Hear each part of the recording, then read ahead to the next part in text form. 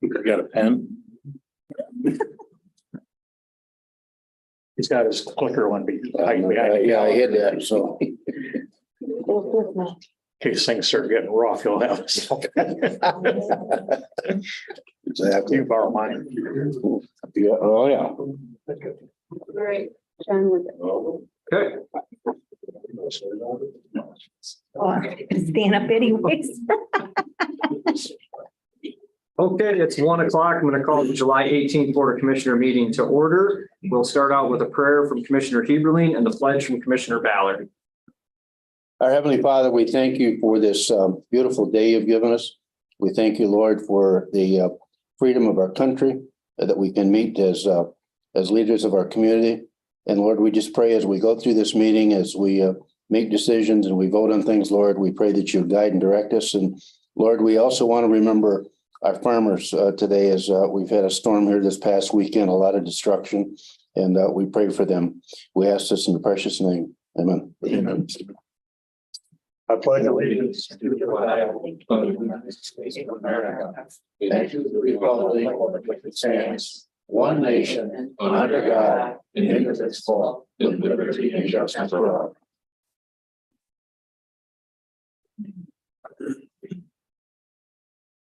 Thank you, everyone. Leslie, roll call, please. District 1 Chairman John Block, Present. District 2 Commissioner Roger Ballard, Present. District 3 Commissioner Gary Heberling, Here. District 4 Commissioner Bill Sarkella, Here. District 5 Commissioner Christine Lee. Here. District 6 Commissioner Evans Ehart. Here. District 7 Commissioner John Moody is absent. Thank you, Leslie. Here. If there are no additions, corrections, or deletions to today's agenda, I'll entertain a motion to adopt the agenda as presented. So moved. I've got a motion for. Vernacular. Yeah. Everybody's talking at the same time.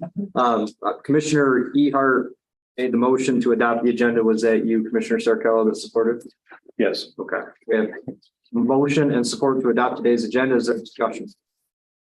Hearing none, all those in favor signal by saying aye. Aye. Opposed? Motion carried. Agenda is adopted. Before we dive deeper into the meeting, if anybody hears a lot of loud banging, there is a crew in the basement replacing the boiler in the courthouse. It's important work that needs to be done, and we don't want to impede them from that. So we'll try to make do if they get rowdy down there. At this time, I'll entertain a motion to adopt our meeting minutes from July 5th. I'll make that motion. Support. A motion from Commissioner Heberling, support from Commissioner Ballard to adopt the meeting minutes from July 5th. Is there any discussion? Hearing none, all those in favor signal by saying aye. Aye. Opposed? Motion is carried. Received your correspondence from the email the other day. We'll go into commissioner reports and we will start with Commissioner Ehart. If you saw from the newspaper recently, Lexington hired a manager through a company, Lori Fisher. I have not met her yet, but there's a council meeting this coming Monday. I'm going to be there, so I'll meet her then. But besides that, no support. Thank you, Evans. I have nothing to report at this time. Christine?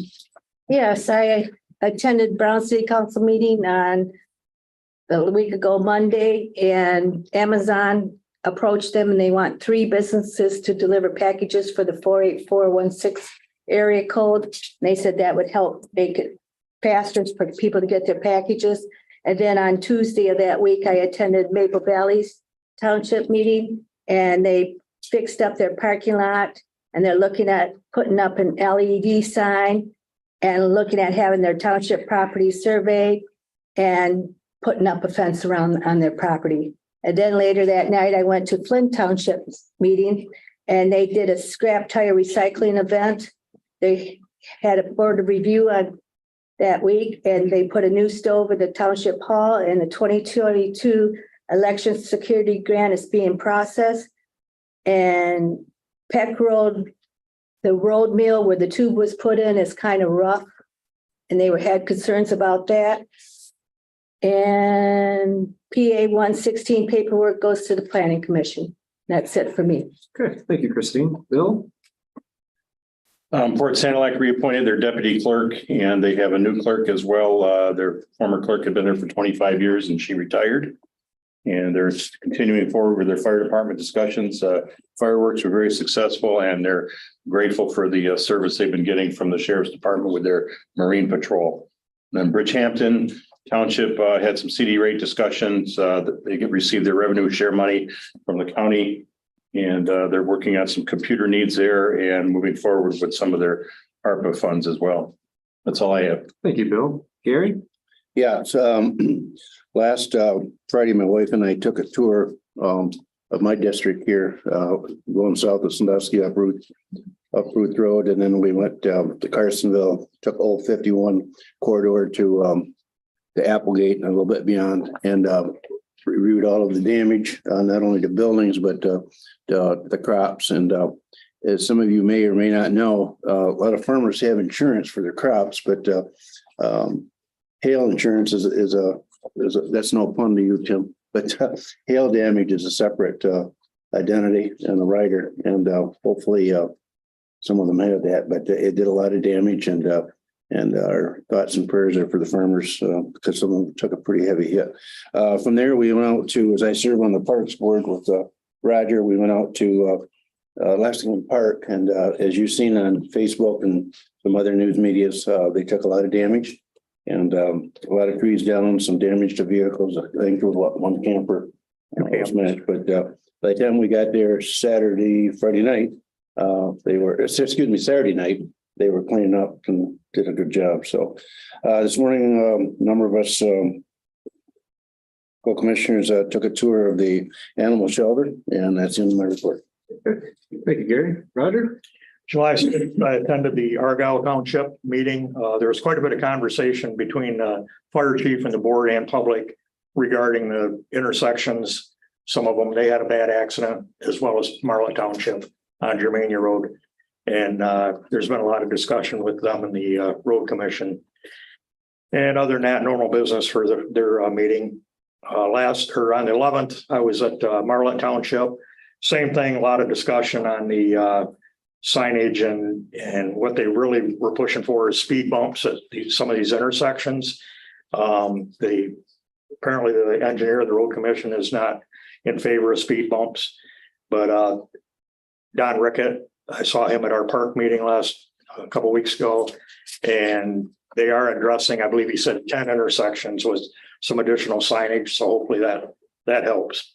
And Marlett Township, they're also working on cleaning up the McLeish and Germania cemeteries. That's a little overdue, but they've got them looking pretty good.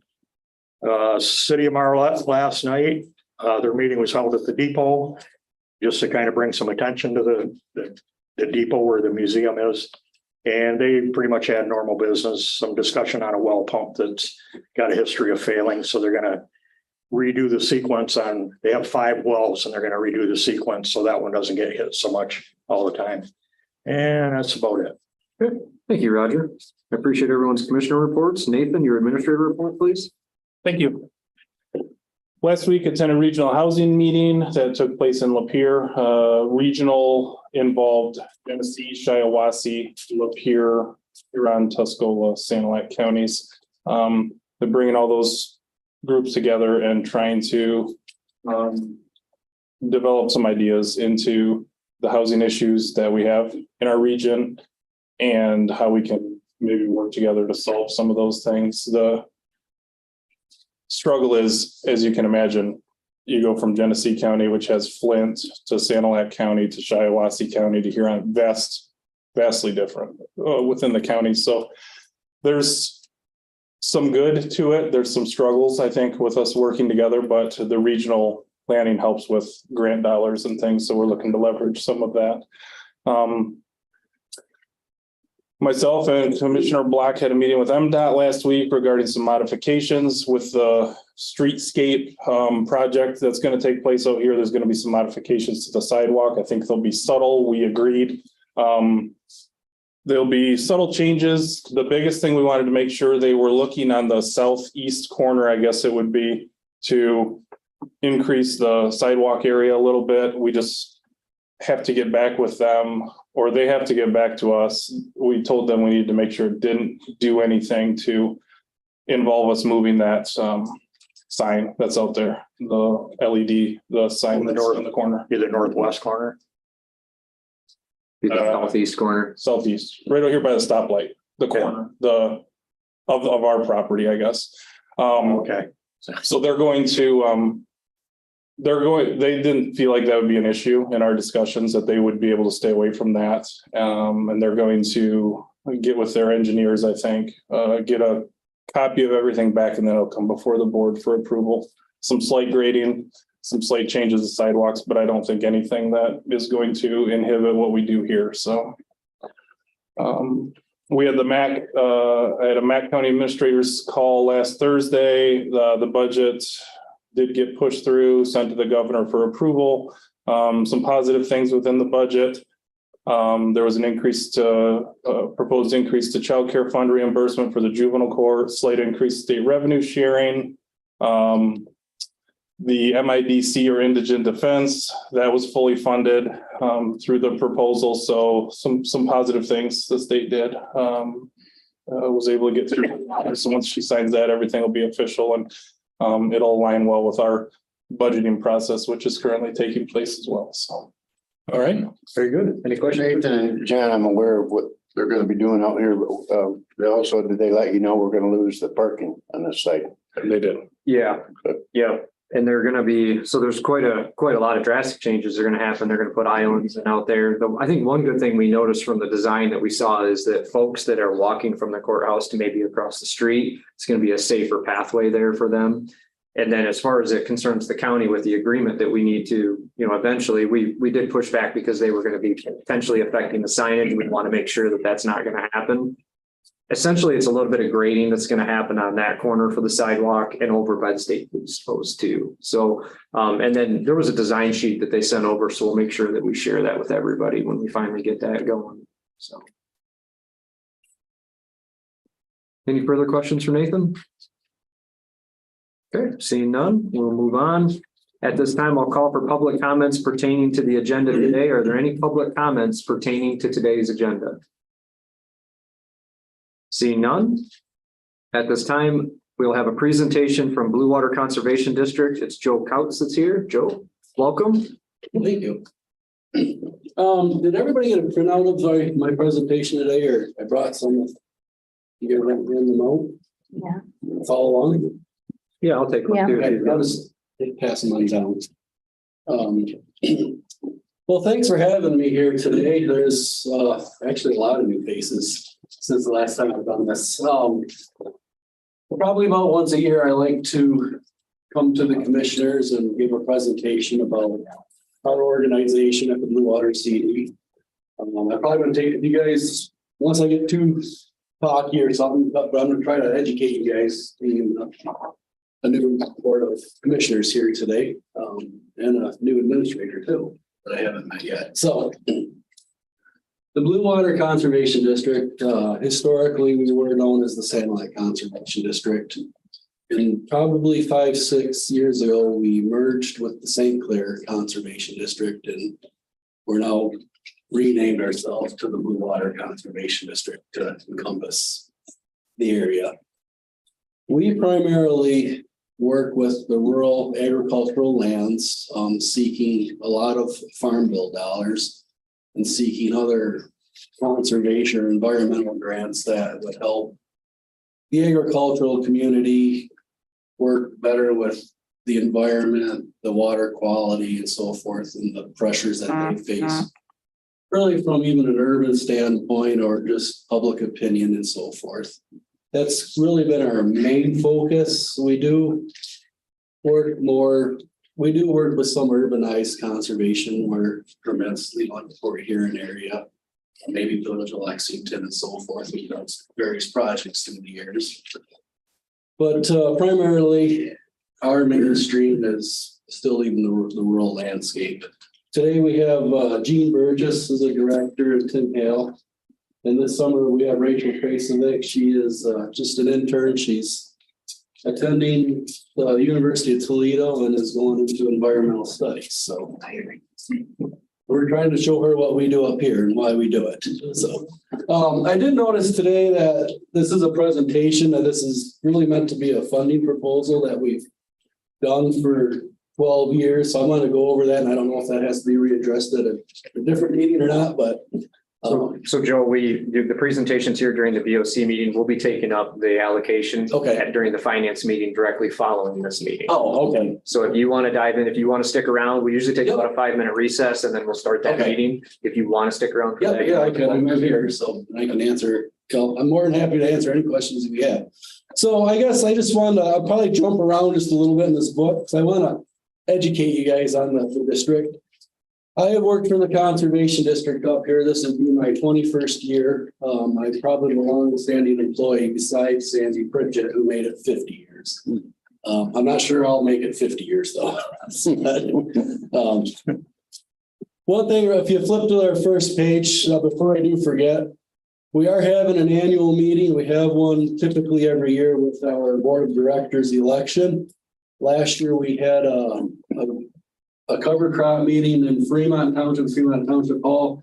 This year, we moved it down to the Greenwood Township, and we're going to talk about, I'm going to probably give the same presentation about the district, and then we're going to have that Rob Sharkey from the Shark Farmer TV show out of Illinois. He's going to come up and do about a hour-long, speak. It should be very popular with and resonate with the rural people of the area. So that's Wednesday, September 6th. I will invite everybody here at 6 o'clock at the Greenwood Township Hall, and we're going to have a catered dinner, and it will be free for the public to attend. So, on the next page here, I'm just going to go over a few of the highlights. One thing about conservation districts, they were formed several years ago because of that dust bowl that kind of blew through the Midwest and got sediment, basically in Washington, D.C. From there, the USDA was formed, the Natural Resource Conservation Service, and they are really the local units of government that bring, or the local unit, USDA comes to the local areas that bring federal aid to farmers. Well, the reason they do that is because of the locally led conservation districts. It is in their program rules that you have to have conservation districts or a locally led government entity in order for them to actually bring that money, federal aid, to the area. So that's where conservation districts locally throughout Michigan and counties were formed, was to become that aid to bringing federal. It's a requirement by NRCS to have a locally led government in charge of the conservation activities. So that's why our organization exists to this day, is to help bring that. So, based on NRCS, the federal farm bill monies that come through there, our main one we work with is the Environmental Quality Incentives Program. And each year we get probably roughly 100 applications of farmers. We do the best we can do to process the paperwork. And this year alone, we brought in over $1 million of funds allocated to 18 different people. We have a backlog of people that the amount of planning it takes and it's cumbersome, the paperwork to get through it. But we probably, as a 25% success rate, so we've probably gotten around 60 to 80 people processed. And if they didn't get funded this year, we'll work with them again in the next funding cycle as federal monies become available to get people through the process. But a success for fiscal year 23 so far, we're up to basically $1.1 million of bringing federal aid to work with conservation programs such as cover crops, integrated pest management. Some of it would be pesticide containment facilities like pole barns with the correct cement inside. If there's a spill, it stays contained and not getting out into the environment, into groundwater and so forth. Sanilac County is one of the heaviest counties that have the CRP program, or the Conservation Reserve Program. To this date, we're holding 246 contracts, and that takes a lot of time and effort to go out and do status checks, make sure the right cover is there that was planned for that, and that it's not out of compliance and growing up to invasive species and so forth. It's another task that we have worked with NRCS to make sure that the contract obligations are being met.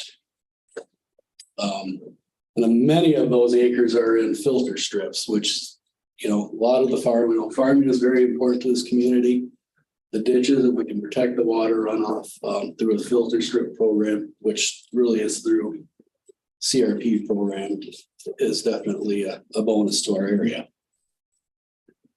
A little bit newer program that we work with is called the Conservation Stewardship Program. And what that program is, that's offered by it's Farm Bill dollars again, but really some farms are just proactive to do conservation and do the right thing farming on their own. They might have a filter strip, maybe they're trying to no-till, maybe they doing all their integrated pest management, keeping their fertilizer records. So they don't really qualify. So EQIP is if you don't do all that stuff, it's an incentive to get you in that habit and pay for that upfront initial to change over to it. So the one already doing that, really, there's no incentive because they're already paying for it and they really didn't qualify for anything. So the Farm Bill, once again, come up with how do we reward the people that are trying to already do it? And they come up with that Conservation Stewardship Program. It's a little bit tougher of a challenge because probably we have more people that have problems than have corrected them on their own. But we did get 6 applicants and we did get them almost $1 million between the 6 of them. And it covered 14,000 acres in that particular program. Another federal program is the Wetland Reserve Easement. We've had one application for 120 acres to convert back to a wetland. Now this all sounds great. We've got all this work done for this year, but previous years, once these contracts start, they may take 5 years to implement everything. So right now we have on the books from previous work that we've done is 69 contracts that are active with the $4.4 million that we still need to process through and get those contracts implemented. The MEAT program, that's a Michigan Agricultural Environmental Assurance Program. That was a program that started probably about 15 years ago, and probably 25 years ago, there was a surcharge put on pesticides and nitrogen-based fertilizers. It was called a groundwater fee. And I think if somebody from Nutrien or Helena looked at a bill, it would still say groundwater fee. It was a tax collected to try to work with the contamination of groundwater through those, the nitrogens that leach and the pesticides that could get into wells. So the MEAT program was born out of it with this money. And what it's meant to do is to work with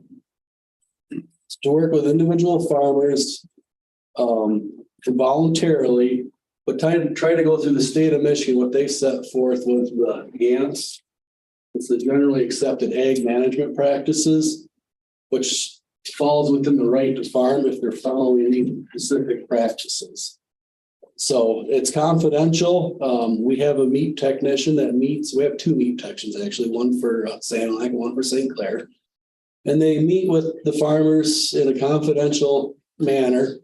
And really they lay out, they've developed a booklet or a guide to go through. Well, are you doing this? Are you making these setbacks? Are you keeping pesticide records? And it's a thick book. We could go on forever about it. But what they do is I identify what they're not meeting to meet the right to farm guidelines. And then we work with them to get them the cost share to fix those problems.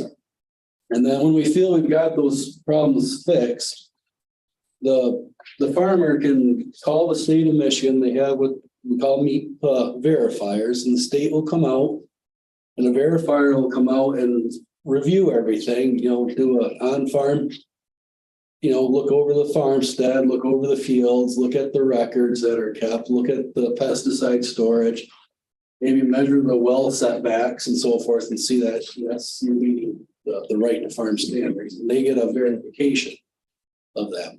So back when Snyder was our governor, he made a law that if you are meat verified, you are actually protected from the water quality discharge liabilities. If there was, like the TMDLs, if you made those total maximum daily loads, if you were to be verified, you were considered to not be the cause of exceeding the total maximum daily load for a discharge on a field or farm and so forth.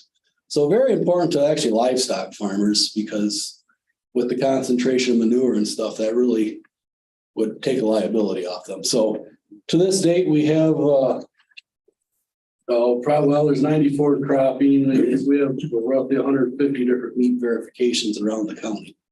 And there's many in different stages that maybe you just couldn't quite meet it because of fuel containment or something, but that's what's completed at, but there's many, many more than that have started the process, but maybe never could get a completion. So the next page is our funding request. We'll talk about that in a minute, I guess.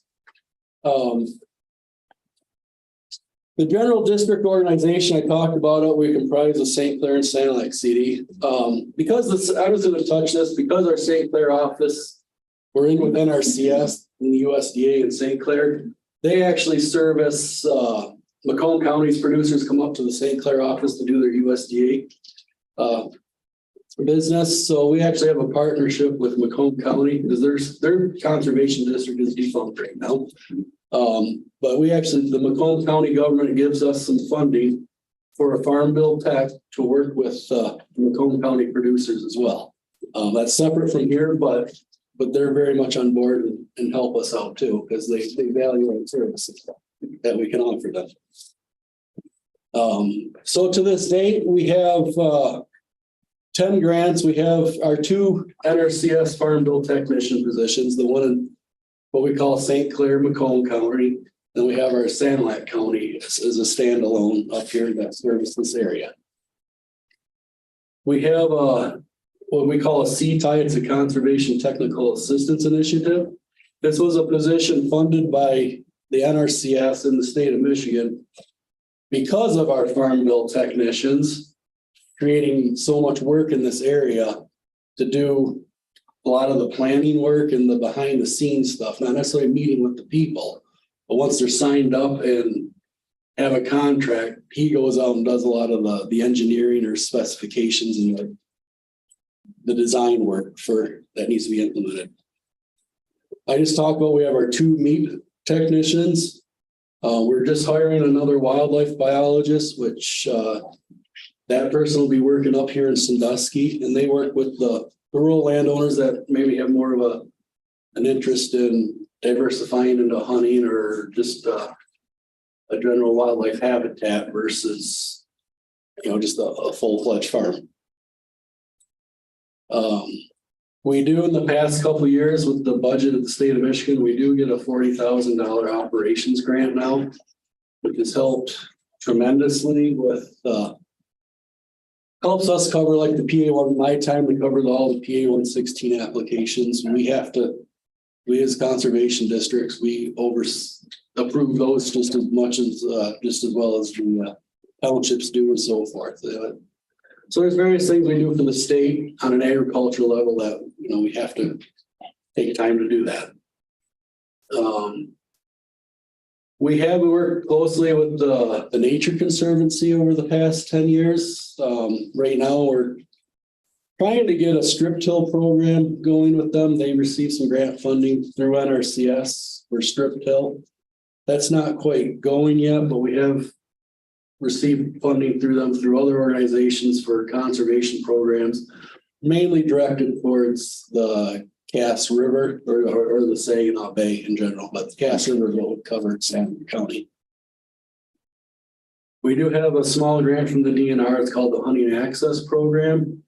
And what that does is that leases a few different properties, to the state of Michigan. Most of it's under the landowner's terms if they want deer hunting only or turkey only and so forth. But it allows public access to private lands for people that would like to go hunting, but really don't have anywhere to go. And it's listed in, I think, the Michigan Hunt Guide where these properties would be at and so forth. And then we talked about, I know somebody talked about Flint Township up here a few minutes ago. We work with Flint Township quite a bit. In the past, this grant has come to an end, but doing a lot of habitat work and food plots and made that a nice recreational area for just nature lovers. And during hunting season, Gene, maybe there is hunting open to it at certain times of the year as well. So, so I guess I've talked a little bit about the equipment. I'll skip over the employees as just listed there. Some of the quick facts of the farm bill in this area was the agricultural containment facilities. On-farm fueling facilities is it's always been popular, but trying to meet the criteria of the Department of Environment, I guess it's Eagle now, but I call it DEQ, meeting those on-farm fueling requirements, which NRCS has kind of changed what they would cost share now, making that a little bit easier to meet these regulations. We're seeing more and more cover crops. You'll notice people go around the car with quite a bit of rye growing around. Some people are growing it out to sell it as a cover crop seed. Whereas maybe 10 years ago, we weren't seeing this, mostly a wheat field, but we're seeing some more and more rye fields coming around. Pest management plans. We've funded a lot of pollinator habitat. We've had a high tunnel program, which basically is a greenhouse without cement where you just, if somebody wants to do vegetables, they can get started maybe in March versus May or something. There's some invasive species management, wildlife habitat. Let's see here. So we got some pictures. Like I said, our main programs that we work with is the EQIP program. There's another one, State Acres for Wildlife, which is a version of CRP. And I touched on this CSP program. We got some pictures there for you to look at sometime. We touched upon the meat already. By the way, Santa County probably ranks within the top 3 counties of meat verifications. 3 or 4. Traverse City area has a lot here on Tuscola, Sanilac, and maybe like Van Buren County would maybe fall in the top 5. We've talked about the different grants that we have. Our equipment rentals. So our latest agreement, we've always, since I've been here, we've always offered the John Deere 1590 no-till drills. We still offer that to this day.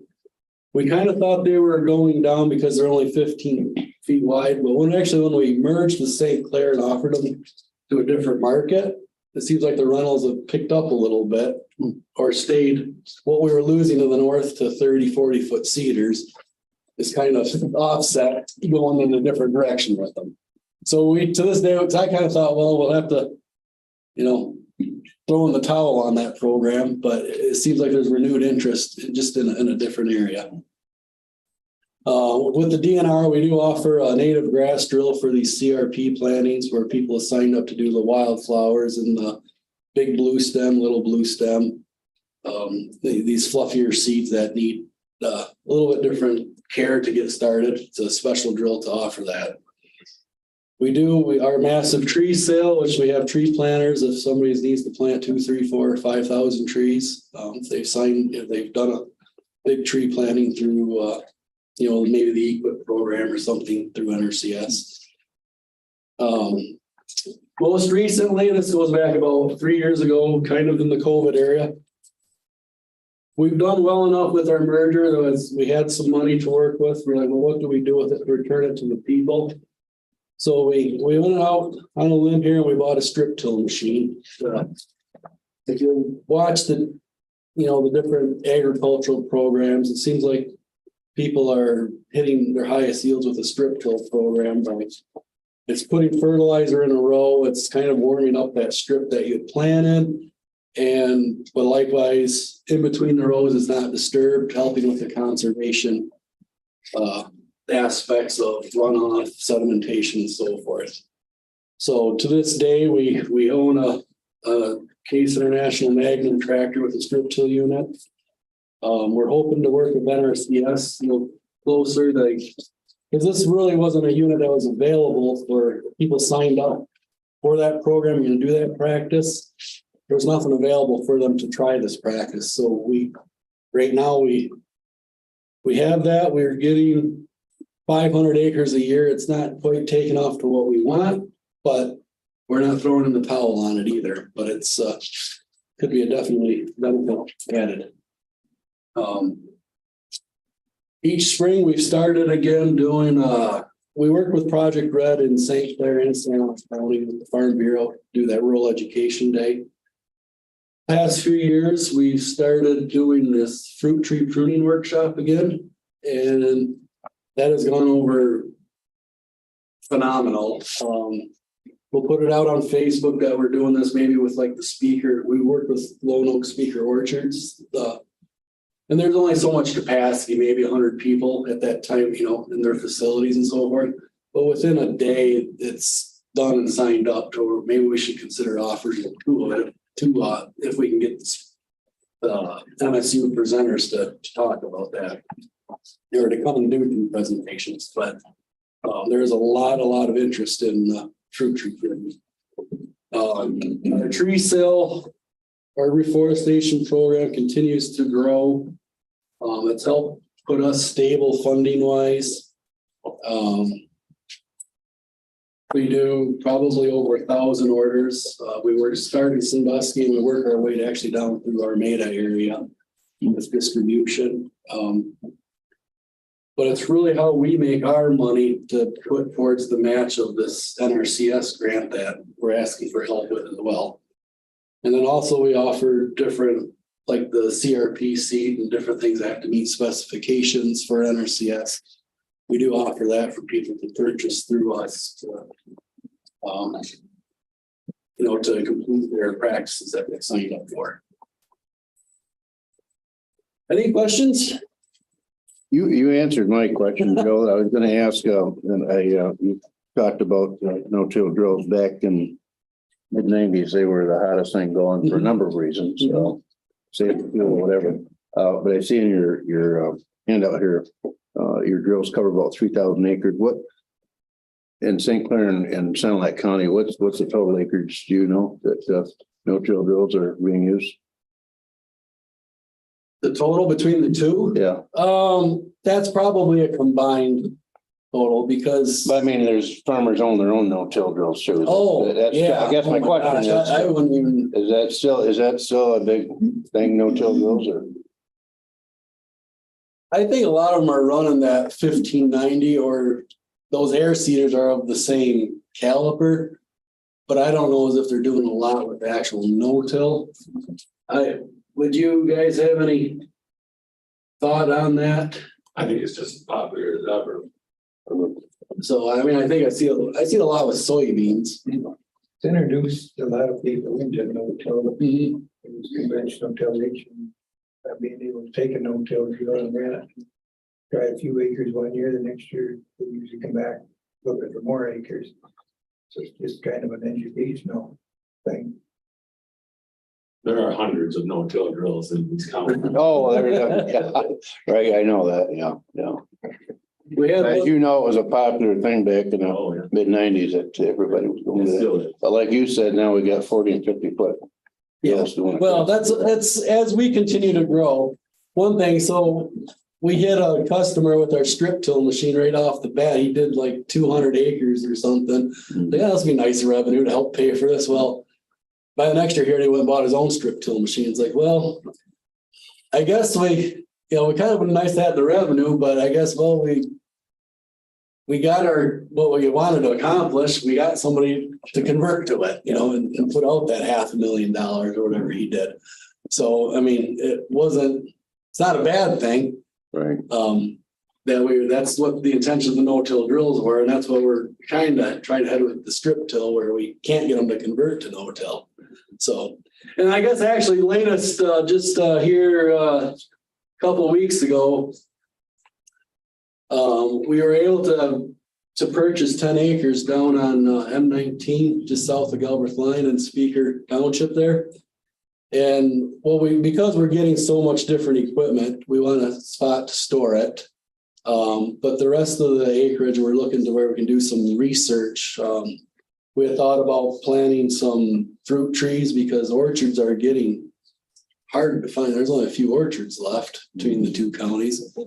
But the popularity of homegrown fruits and all that is there. It was like, well, how do we continue with our fruit tree pruning workshops and so forth? So our long range goal is to put a barn up there and then plant some fruit trees, maybe keep the back end of it, showcase some of the CRP grasses, maybe try, showcase the strip till unit, or have, demo days where you don't have to try to find and cooperate, if you can't find the, so just a little piece where we could, basically do a little research with and promote conservation activities. So that's just something we've just done here recently. So we've come a long way in the few years, when, everybody's monies were hard to come by 15, 20 years ago. We've come a long ways and we're growing and we're doing good. We feel we're doing good for the community. Very good. Any further questions for Joe? I wanted to ask, is the CRP funding going to be continuing moving forward, available? That is really a federal program, so I can't say yes or no. In 20 some years, I think I've seen it sign up every year. Yeah, whatever's in the farm bill. In some fashion. There is a new farm bill coming up. Okay. So the only thing, do you want me to talk about the funding request now or later then? We'll get into that during finance if that's okay with you. Okay, yep, I'll stick around. We'll do that then. Okay. So Thank you. Joe. One question, the grants you received, did I hear you say they require matching funds? yes, Okay, all of them do? not all of them. This Okay. one that I'm talking about Okay. with you guys is the one that we need matching Okay. funds for. Yep. We'll get into that. Okay, Sure. any Good, further questions for Joe? Okay, seeing none, very informative. Thank you. Yeah. thanks. Thank you, Joe. At this time, we have Connie Garcia here today to give a presentation. Connie here? Yeah. Oh. How are you today? Good. How are you guys? Good. Good. Folder for you.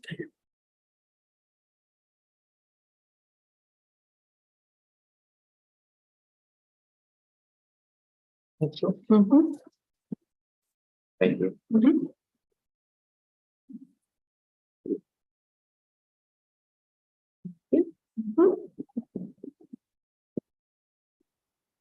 Mhm. I'm from a Region 7 area agency on aging, and I'm here to present our annual implementation plan.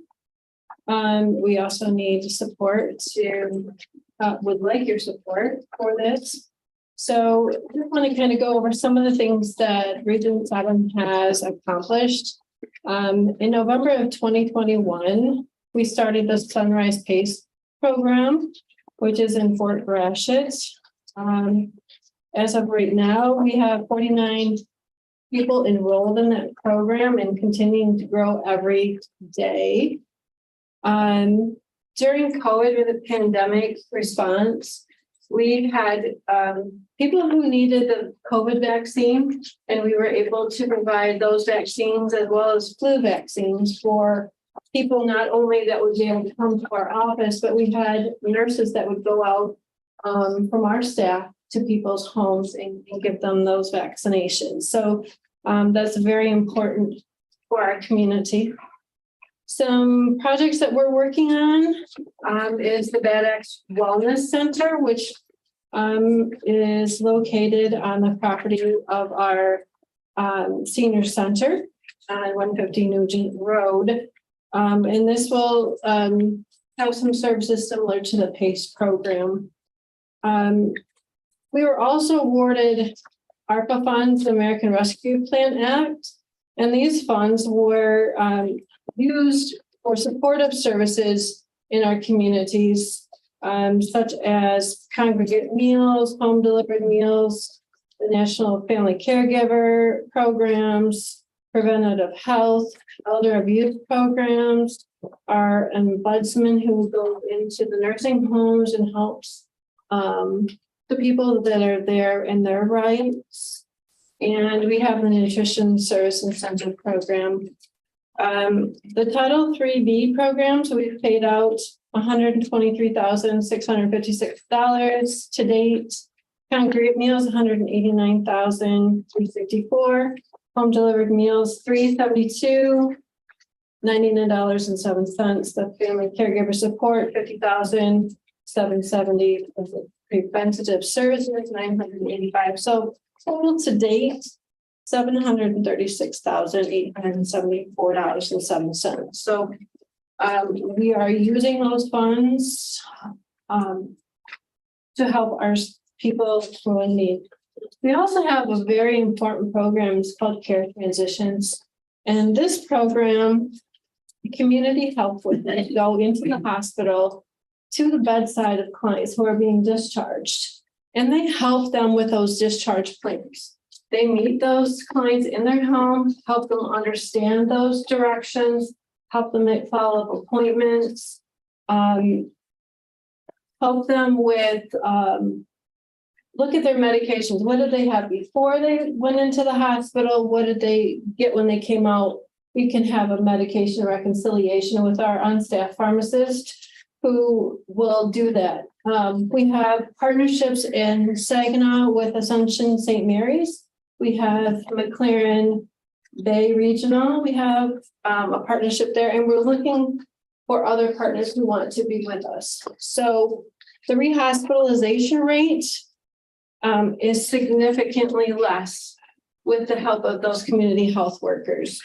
So that's a very important program for us. Another thing that I would like to point out is our accreditation. We have National Committee Quality Assurance, the NCQA accreditation, which is a pretty stringent program to get accredited, and we've been accredited for that.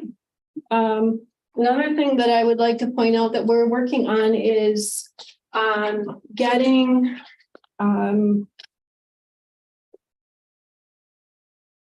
diversification for a lot of people. We, in our communities, we have population that may not speak English. They may have a hearing problem, may have a sight problem. So we have some of our materials translated into Spanish.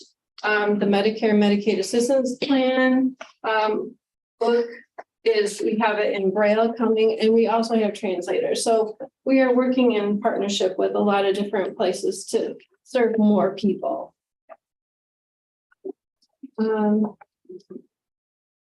One thing I would like to also say is that all of the management, our board, and our advisory councils have also promoted our programs and shared this information of all the services that we have for our agency, both English and Spanish. In your packets, I also have some of the more information on the different programs that we have. There's one in here that lists all of our programs that we have, front and back. So if you ever have anyone who is in need, they can absolutely call us and we can help them. We have a great information and assistance program.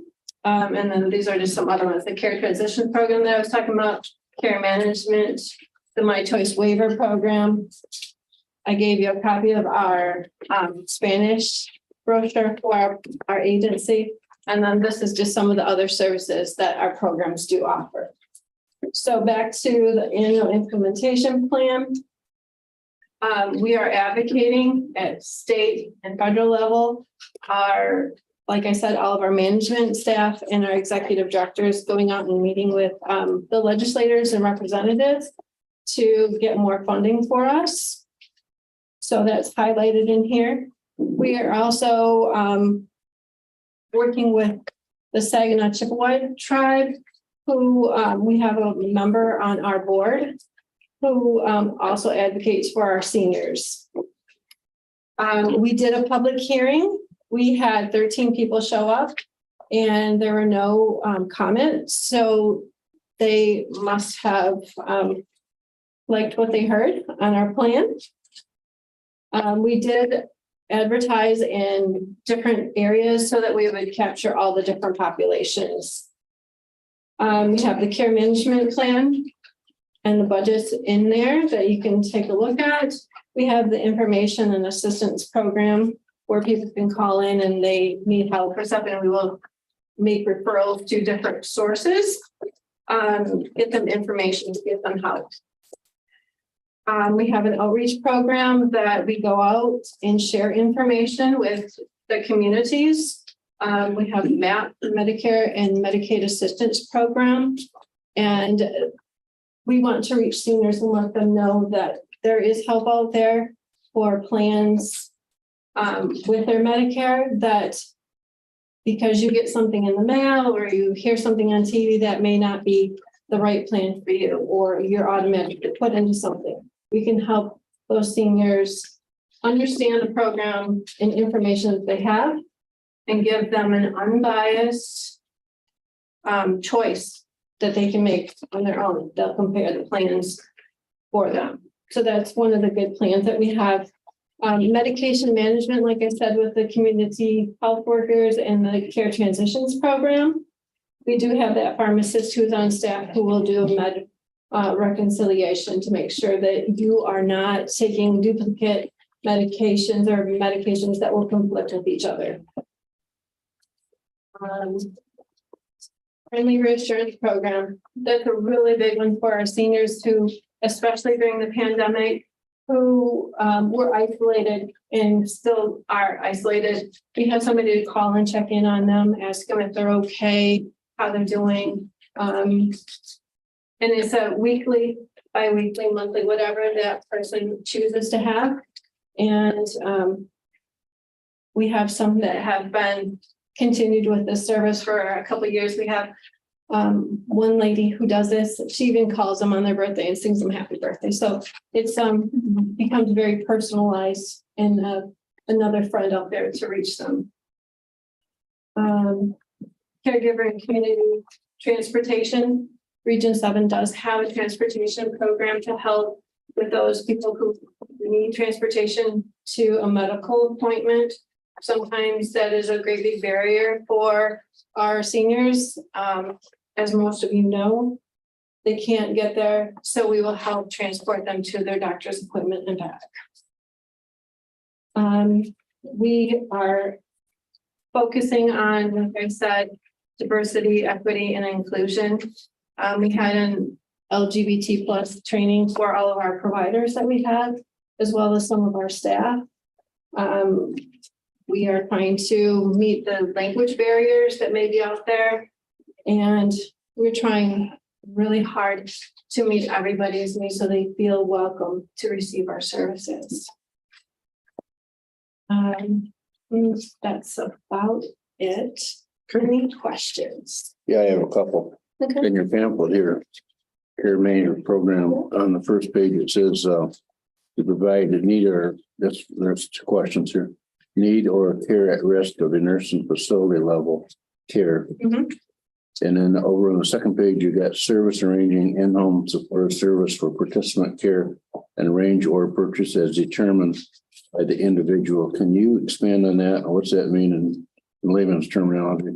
Okay, so care management will provide in-home services, much like the waiver program, but there is no income limit or asset limit. Is that a cost for participants? They have a cost share that they, based on your income, it's kind of like a sliding scale. And as services, it's a less intense service than people who are on the My Choice waiver program. So they're still getting help with personal care, homemaking, meals, that kind of stuff. But it's at a cost. It's not something you're giving. If they can afford to donate or be part of the cost share, it's not required though. Thank you. Mm-hmm. Any other questions? Any further questions for Connie?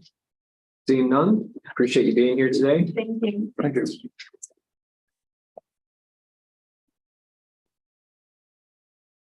Okay, I see no need for 13A, 13B, or 14, which will take us into general resolutions.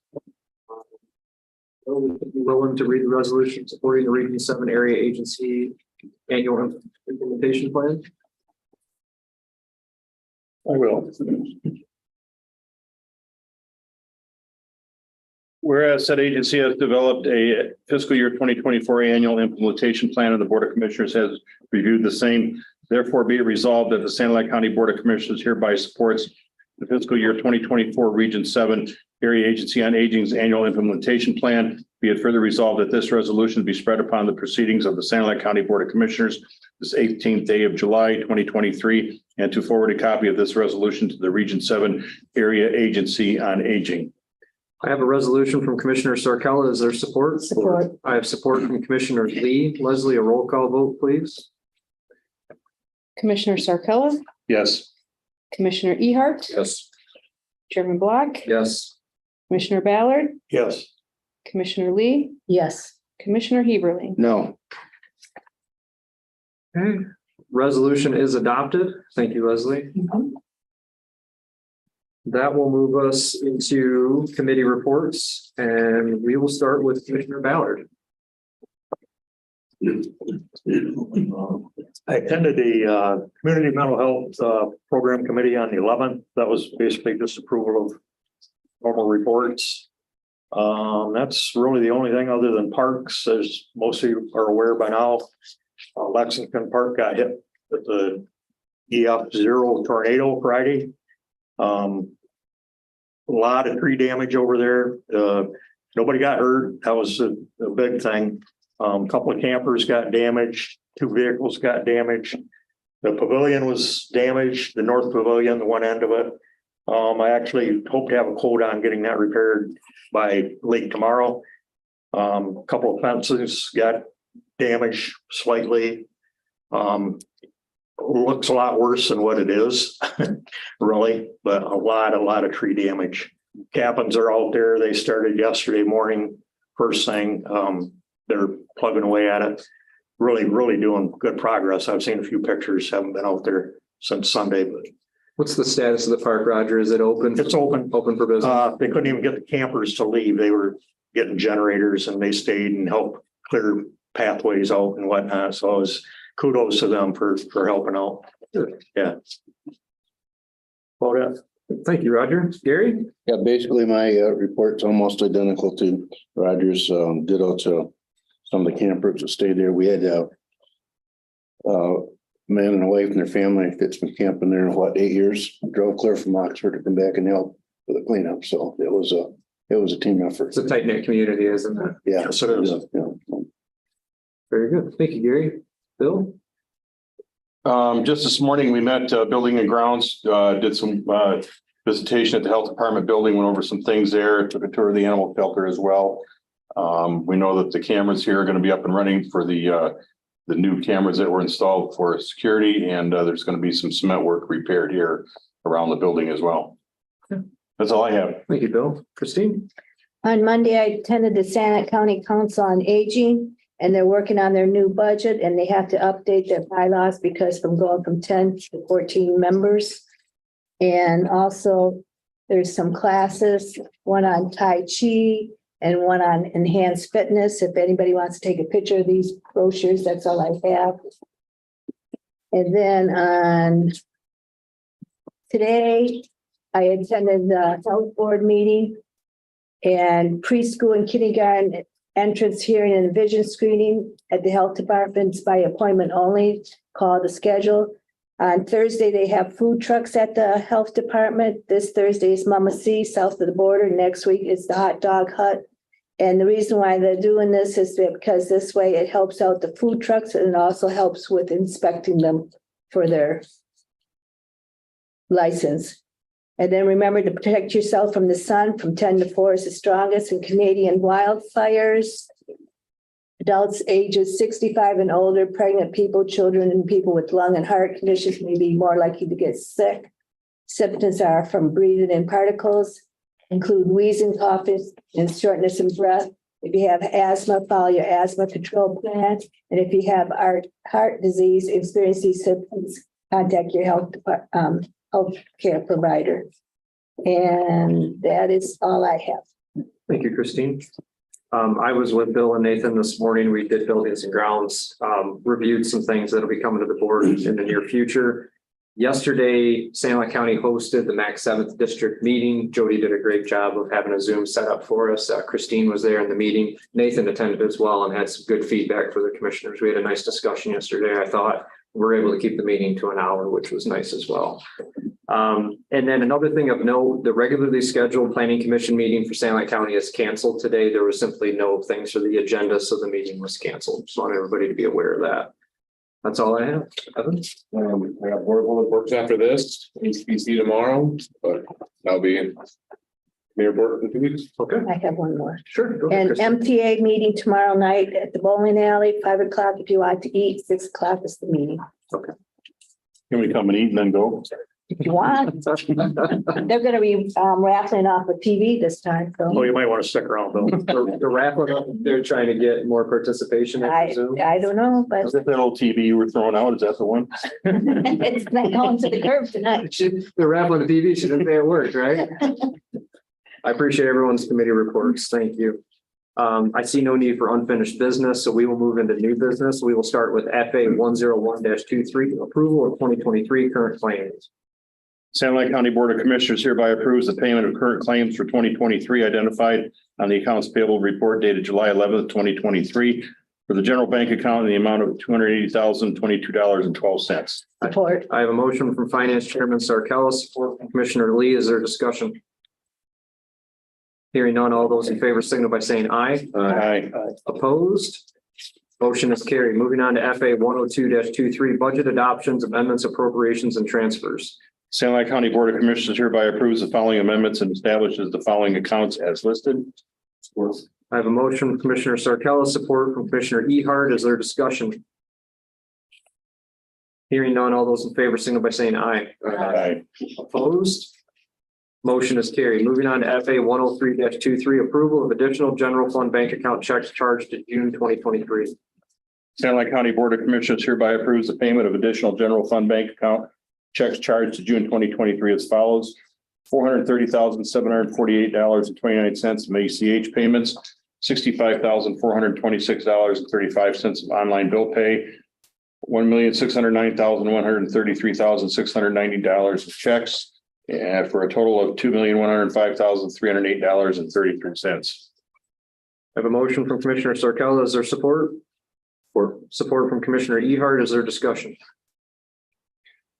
Hearing none, all those in favor signal by saying aye. Aye. Opposed? Motion is carried. Moving on to FA 104-23, approval of contractual law enforcement services agreement. Sand Lake County Board of Commissioners hereby approves the non-expiring agreement for contractual law enforcement services between Sand Lake County Road Commission and the Sand Lake County Sheriff's Office, and further authorizes the board chairman sign the necessary agreements. Support. I have a motion from Commissioner Sarkalis, support from Commissioner Ballard. Is there discussion? Hearing none, all those in favor signal by saying aye. Aye. Opposed? Motion is carried. Moving on to FA 105-23, authorization for disposal of vehicle, Sheriff's Office. Sand Lake County Board of Commissioners hereby authorizes the disposal of one 2016 Ford Interceptor vehicle, VIN number ending in 31042 with 103,020 miles. For Albright Auction Services of Vassar, further authorizes all proceeds of the sale to be deposited to the Sheriff's Office vehicle line. Support. I have a motion from Commissioner Sarkalis, support from Commissioner Heberlein. Is there discussion? Hearing none, all those in favor signal by saying aye. Aye. Opposed?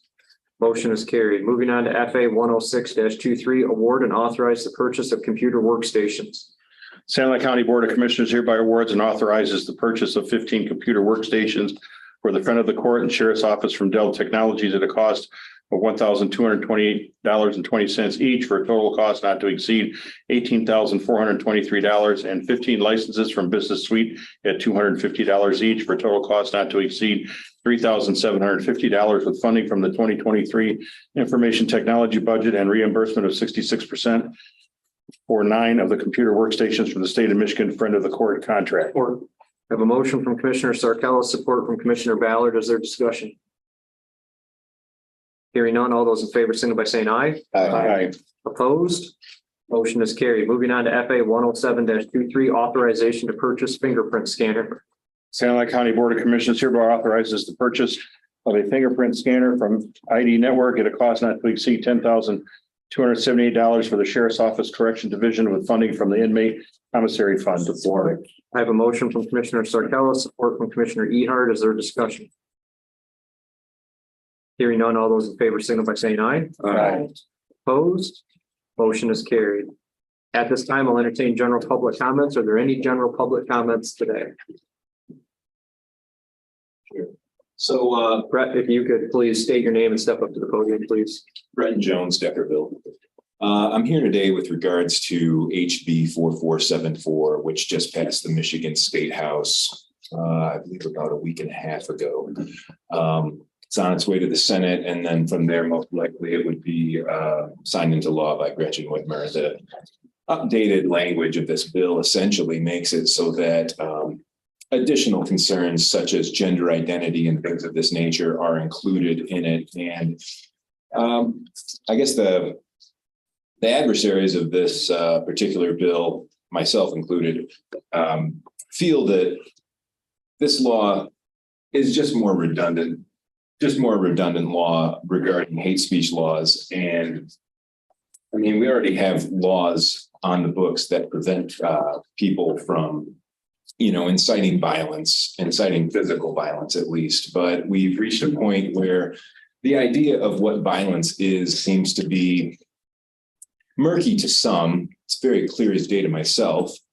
I just think that continuing to legislate away First Amendment rights is a dangerous proposition, and it never gets used for what they originally feel it's going to be used for. So I just wanted to put this on your radar.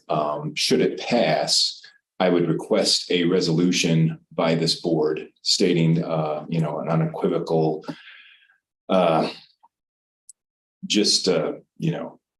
essentially a rejection across the board of this bill. And on top of that, at the very most, I guess civil fines for anyone who enacts this law or arrests someone in our county based on that. I understand the legal ramifications of something like that could result in extensive litigation. But at the same time, I'm under the impression this is still America. That's about it. If I can clarify, one thing, I talked extensively yesterday with Representative Greg Alexander. Sure. And what he explained to me, if you walk up to someone, and I think he was part of the vote on this. If you walk up to somebody and use the wrong pronoun on them, they can sue you or have you arrested. That's crazy. It is insane. Yeah. Yeah, I mean, I read through the verbiage of 4474, and it is largely based on people's feelings. And I can't be held accountable for how my words are misinterpreted by someone and how it makes them feel. I don't know what to say other than, I think it was Brown versus Ohio that set out a very clear precedent in 1969, which I believe had an 8-0. It was a decision made by the Supreme Court, which was 8-0, stating that, you have to be very clear about what constitutes an actual call for violence against somebody. But we were again at a point where we can't even define, or people of a certain political party cannot define what violence is, the same way in which they can't define what a woman is. So this is just where we're at. Appreciate your comments. Any further public comments today? Seeing none, I see no need for closed session or approval of closed session minutes. I'll entertain a motion to adjourn. So moved. Support. I have a motion from Commissioner Lee and support from Commissioner Ballard. Yeah. Commissioner Ballard to adjourn at 2:08. All those in favor, by saying aye. Aye. We are adjourned at 2:08.